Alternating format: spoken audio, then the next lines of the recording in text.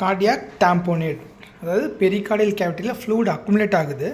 அது மெதுவாக அக்குமுலேட் ஆச்சுனாக்கா பெரிகார்டியல் எஃப்யூஷன், அதுக்கு ஹார்ட் அக்காமடேட் பண்ணிக்கும். சப்போஸ் ரேப்பிடாக அக்குமுலேட் ஆச்சு அப்படின்னாக்கா ஹார்ட்டோட எக்ஸ்பேன்ஷனை தடுத்துரும். ஸோ ஹார்ட் கம்ப்ரஸ் ஆகும். அதுதான் cardiac tamponade. So first and main thing is rapid accumulation of fluid இருக்கணும்.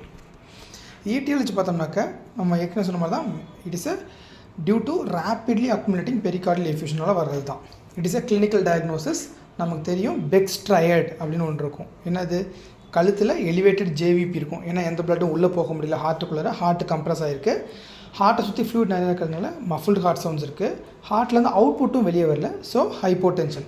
So elevated JVP, muffled heart sounds, hypotension, இதுதான் பெக்ஸ் ட்ரையட். என்னென்ன கண்டிஷனில் வரலாம்? Any cause of pericarditis, pericardium inflame ஆகிருக்கு, அதனால் ஃப்ளூயிட் எக்ஸுடேட் ஆகிட்டே இருக்குது அப்படின்னா வரலாம்.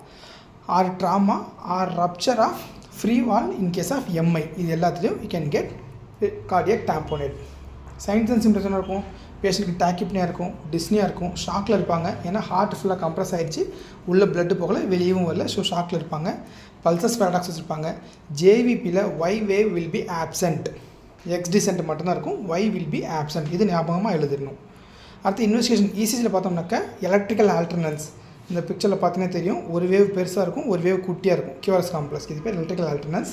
மோஸ்ட்லி நம்ம பெரிகார்டியல் எஃபிஷியன் இருக்கும், டாம்போனேட்லேயும் பார்க்கலாம்.